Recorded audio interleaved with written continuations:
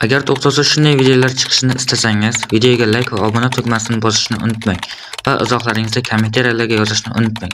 Izohlaringiz biz uchun muhim. Velosipedlardagi bir guruh bolalar katta, tashlandiq uyga tikilib turishardi. Butun o'quv yili davomida uning ichida yashaydigan bir maxluq haqida mish-mishlar tarqalgan edi. O'g'illardan biri boshqalarga bir necha shaharcha narida yashovchi bir bola uyga kirib, qaytib chiqmaganini aytadi va bu gapga ishonish oson edi. Oqartirilgan bo'yoqlari, ko'chib ketgan ko'plab oynalar, siniq bo'lgan bu xaroba uy ichida qandaydir yovuz narsa yashirinib yurgandek tuyulardi. Bolalar bir-birlarini mazax qila boshlashdi va navbat ichkariga kirib maxluqni o'z ko'zlari bilan ko'rishga undashardi. Kim ichkariga kirishga majbur bo'lishi kerakligi haqida hazillashib turganlarda orqalaridan yana bir bola velosipedda yetib keldi. Nafasi bo'g'ilib aytdi: "Sizlar meni yana ortda qoldirdingiz", deb shikoyat qildi u. Bu guruhda eng kichik bola kattaroq va tezroq do'stlariga yetib olishga harakat qilishi birinchi marta emasligi aniq edi. Katta bolalar unga qarab burilishdi. Ana endi ichkariga kim kirishi kerakligi allaqachon hal bo'lgandi. Kichkina bola norozilik bildirishga urindi, ammo oxir-oqibat uning qanday tanlovi bor edi? U boshqalarning uni qo'rqoq deb o'ylashiga yo'l qo'ya olmasdi. Bir marta va butunlay o'zining ham ular kabi jasur ekanini isbotlashi kerak edi. Bir og'iz ham gapirmasdan velosipedini yerga tashladi va katta qo'rqinchli uy tomon yurdi. Eshik hech qanday qarshiliksiz ochildi va bola qorong'u uy ichiga qaradi. U ichkariga qadam qo'ydi. Taxtali pol oyoqlari ostida baland g'ichirladi. Ichkarisi ham tashqarisiga o'xshardi. Eski, xarob va tashlab ketilgan. Ammo keyin u bir tovushni eshitdi. Tepada nimadir tirnilayotgandek ovoz. U ortiga qayrilib, chiqib ketmoqchi bo'ldi, ammo eshik orqali do'stlarini ko'rib qoldi. Ular unga davom etishni imo qilishardi. Bola jasoratini yig'di va yana ichkariga qaradi.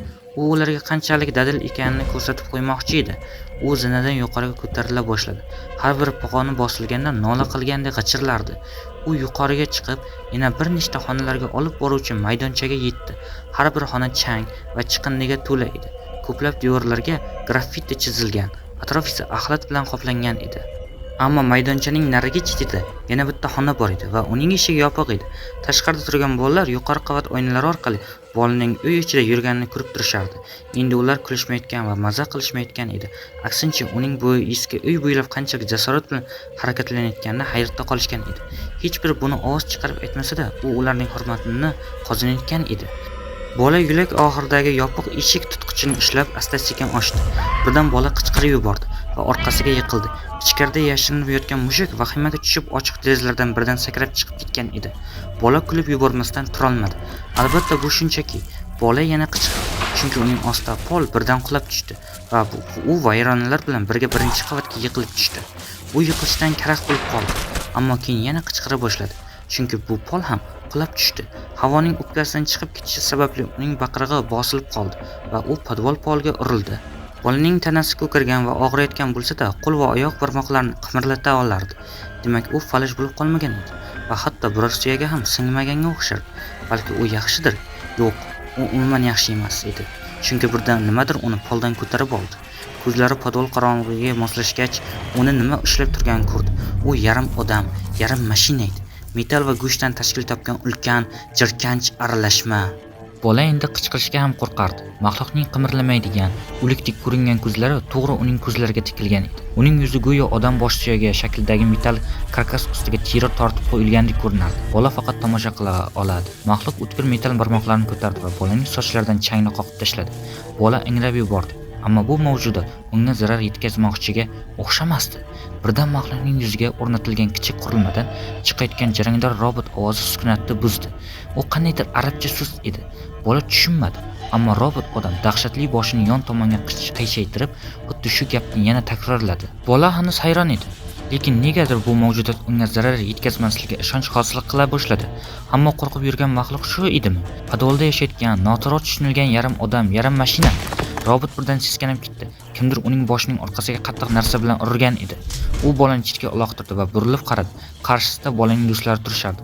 Ularning har biri qo'lda tayoq yoki boshqa chiqindilardan yasalgan qurol ushlab olgan edi. Ular o'z do'stlarini qutqarish uchun kelishgan edi. Bolalardan biri robotga hujum qilish uchun yugurib bordi, ammo unga yetib bormasdan og'riqdan titrab qolgan bolalar ham shunday yiqilib tushdi. Mavjudot yuqori chastotali tovush chiqarishni boshlagan edi va bolalar quloqlarini berkitishga harakat qilishardi. Ular boshlarining ichida portlash yuz berayotgandek kuydiruvchi og'riqni his qilishardi. Teshib yuboruvchi tovush davom etardi ammo mahluq qandaydir uyqu holatiga kirgandek ko'rinardi va endi harakatlanmayotgandi. Kichkina bola sekinlik bilan tizzasiga turishga muvaffaq bo'ldi. Bola zinadan yuqoriga chiqdi va eski uy tashqarisiga chiqib ketdi. Bir ayol oshxona stolida kechki ovqat uchun sabzavot turayotgan paytda qizi bilan gaplashayotgan edi.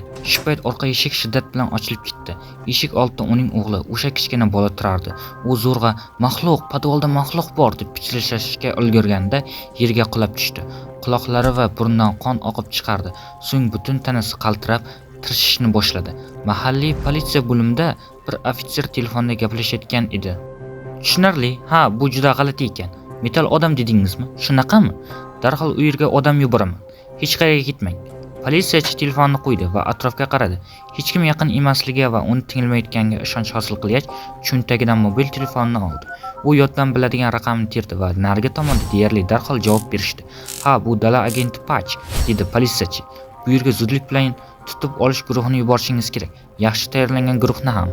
Bu nima ekanini bilmayman, ammo u xavfli gumanoid tahdidlarni qo'lga olishga ixtisoslashgan SP boshqarmasining mobil tezkor guruhi tez orada uyga yetib keldi va anomal mavjudotni qo'lga oldi. Dezinformatsiya guruhlari gaz sizib chiqishi natijasida shaharchadagi bir nechta bolalarning fojiali o'limiga sabab bo'lgani haqida soxta hikoyani tarqatishdi hamda ehtimoliy guvohlarga amneziklar qo'llashdi. Nazorat ostiga olish bilan bog'liq murakkab ishlar tugagach esa bu g'alati mavjudot. Sinovlar SP-203 ingliz tilini asosiy darajada tushunishini ko'rsatgan, biroq uning asosiy tili arab tilining bir turi bo'lib ko'rinadi, ammo qaysi laqchada gapirish haqida hech qanday ma'lumot yo'q. SP-203 ovqat yoki suvga muhtoj emas va ko'rinib turgan og'zi bo'lmagani sababli buni qila olmasligi ham ehtimoldan yuqori emas. Buning o'rniga u tanasi ichida joylashgan energiya elementi yordamida ishlaydi va bu quvvat manbai 72 soatgacha energiya bera oladi. 3 kun o'tgach SP-203 o'chadi va 3-4 soat davom etadigan uyqu holatiga kiradi. Shu vaqt ichida uning energiya manbai qayta zaryadlanib, yana 72 soatlik quvvat beradi. Rentgen, kiti, ultratovush va boshqa diagnostik tasvirlash usullari orqali SP-203 ni tekshirishga qilingan barcha urinishlar muvaffaqiyatsiz tugagan. Jarrohlik tekshiruvlari esa uning himoya mexanizmlarini faollashtirib yuborgan. Ular esa ham og'riqli ham o'limga ham olib keluvchi hisoblanadi. O'zini qandaydir tarzda tahdid ostida deb his qilganda SP-203 yuqori chastotali g'o'llovchi tovush chiqarishga qodir. Bu tovush inson asab tizimiga nihoyatda zararli ta'sir ko'rsatadi. Bu himoya mexanizmining ta'siri D sinf xodimlaridan biri tasodifan SP-203 ga urib yuborganda bevosita kuzatilgan. Tovush ta'siriga duch kelgan zahoti D-Bristur kuchli bosh og'rig'ini his qila boshlagan. 15 daqiqadan so'ng bosh og'rig'i kuchaygan va D-Bristurning quloqlaridan qon oqa boshlagan. So'ng 10 daqiqadan keyin D sinf xodimi vafot etgan. Yana bir sinov o'tkazilgan va natijalar deyarli bir xil bo'lgan. Alomatlar taxminan bir xil tezlikda rivojlangan. Ammo bu safar D sinf xodimi tibbiyot bo'limiga olib ketilmagan, balki SP-203 bilan bir kamerada qoldirilgan. 40 daqiqadan keyin D sinf xodimi o'lgan va bir necha daqiqadan so'ng SP-203 nihoyat g'o'llovchi tovush chiqarishni to'xtatgan. Shundan so'ng SP-203 o'lgan D sinf xodimining jasadi yoniga borib, uning skeletini chiqarib olishni boshlagan. SP-203 vazifasini yakunlashdan oldin to'xtatilgan bo'lsa-da, endi uning g'o'llovchi tovushi nafaqat himoya mexanizmi, balki SP-203 ning yangi nusxalarini yaratish jarayonining bir qismi ham bo'lishi mumkinligi taxmin qilinmoqda. SP-203 bilan o'tkazilgan suhbatlarda u modifikatsiyadan oldingi hayoti haqida hech qanday xotiraga ega emasligini da'vo qilgan.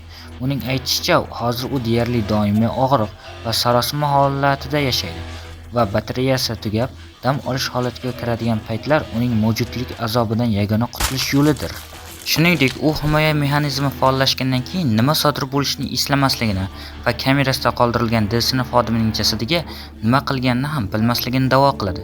Biroq SP-203 qanchalik rost gapirayotgani noma'lum. U tadqiqotchilarga aytgan gaplarining birortasini tekshirishning iloji bo'lmagan va hozircha fond xodimlari uning bayonotlarini hamdardlik uyg'otish yoki ularni hissiy jihatda manipulyatsiya qilishga urinish sifatida baholashlari kerak. SP-203 Iqlut toifasiga kiritilgan va tadqiqot markazidagi maxsus saqlash bunkerda ushlab turiladi. Ovoz filtrlovchi uskunalar bilan jihozlangan 2 nafar D sinf xodimi uni doimiy ravishda qo'riqlaydi. Har qanday sinov yoki tadqiqot jarayonida esa unga qurollangan eskort hamrohlik qiladi. SP-203 eng katta qurbonmi?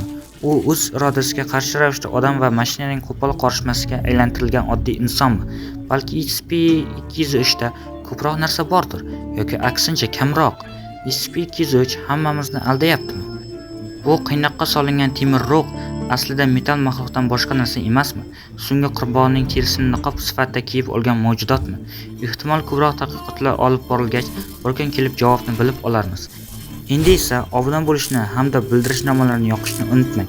Shunda SCP fondining maxfiy fayllarini yanada chuqurroq o'rganayotganimizda birorta ham anomal hodisani o'tkazib yubormaysiz.